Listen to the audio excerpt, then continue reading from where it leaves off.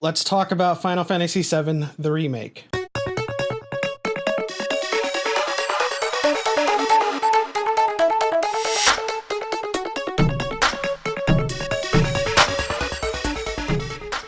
Now this is a very different video than what I'm used to doing for this channel because this channel is normally Star Wars, but I had to do at least one video on Final Fantasy VII as a fan of the original, and I had to take a few minutes to talk about what they did right and how this game made me feel. We seem to be in a video game renaissance right now, where in the last couple of years, companies have been able to remake and reimagine some of the more classic games from previous generations. Take Resident Evil 2 and Resident Evil 3 just recently, and now Final Fantasy VII. And what they've been able to do is take the core template or the core framework or vertical slice of these games and remake it, redefine it, and expand on the story in ways that they couldn't have done before in their original iterations. Well, in the originals, obviously, there was a lot of constraints and a lot of limitations they had to work with. Graphical limitations, disc size limitations, and, technology limitations, basically. But this time around, we have the liberty creatively as game developers to explore branches and expand on story that we're not able to expand on in the original iterations. So in Final Fantasy VII, there was a lot of the story that was hindered by these limitations, kind of exposes these limitations and makes you appreciate the story even more. Now, obviously, the original framework is there. There's the template for Final Fantasy VII, the story, but the story that we played in the remake is a lot more than I remember. They expanded a lot on characters that we didn't get to expand on in the original. And they also made me connect more with characters I never connected with before, because in the originals, obviously, we were limited to character avatars and blocky representations of them on screen, and of course, dialogue boxes with just text in them. Now in the remake, we have characters that we spent like a few minutes with at most in the original, and in the remake, we're spending like hours with these people and creating new connections with these characters that we never had before. A perfect example with this, and I don't know if this is a spoiler or not, but a perfect example of this is Jessie in the beginning bombing mission. This character is fully fleshed out, she's expanded upon more, and I have more of a connection with her than I ever had in the original Final Fantasy. There's just so much to glean, so much to gain from having these expanded narratives unfold in a way where we couldn't have done it before. And in the original Final Fantasy VII, we had an amazing narrative framework there.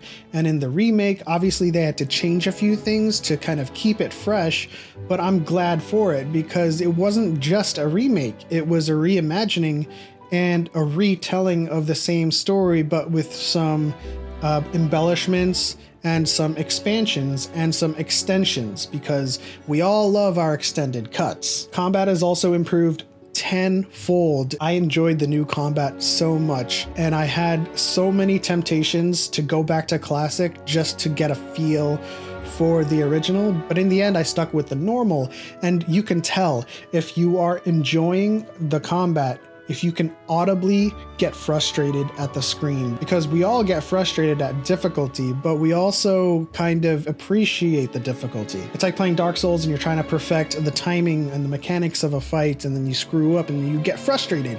Obviously, you'll get audibly frustrated at the game, but you're frustrated with yourself. They made the combat feel natural. They made the weapon system and the stat system so simple that it was the last thing that you were thinking about before entering a fight. You were thinking about, what materia you were using, what synergizes well, and what stats were more important to the character that you were trying to outfit. Beyond that, there wasn't this inundation of weapons and armor that you had to min-max and theory craft around. It was just this stick to the story, and you'll find new weapons and new armor as they come, and all of these weapons and armor aren't exactly, like 100% better for you or 100% an upgrade. Everything is balanced, and there's this nuance with the balance where you're looking at a certain piece of armor that is not exactly a 100% upgrade, but it is an upgrade in another sense. And so it makes you think more deeply about how you're outfitting characters and what you want for your character in a battle. The synergies in battle work so well once you figure out how to use different characters at different times instead of sticking mainly to Cloud, which I am guilty of. I stuck with Cloud all the time, and when Cloud fell unconscious, I would switch to another character, Phoenix down Cloud, go back to Cloud and try to save the situation. But I learned very, very quickly that you just couldn't do that because the AI with the other characters are very, very conservative and very, very safe.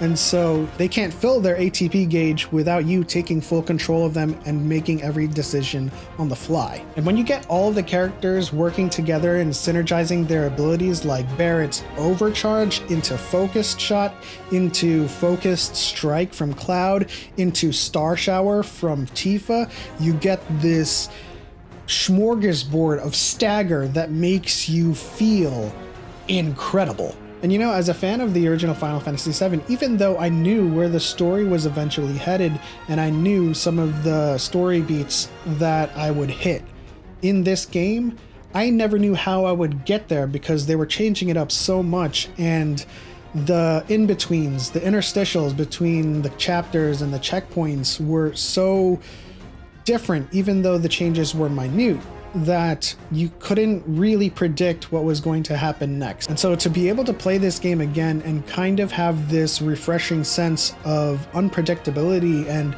surprise is such a great feeling to have, especially with a game that you're already familiar with. In the end, my review, my reaction, and my thoughts on Final Fantasy VII The Remake is probably best described in words from a friend. It's worth 1000% of your time, and just when you think the game is going to end, it just keeps going. And that's how I felt when I reached the point where I thought the game would end. It just didn't, and it kept going. And I had a feeling when this game would end, particularly because of the original and where the discs ended there.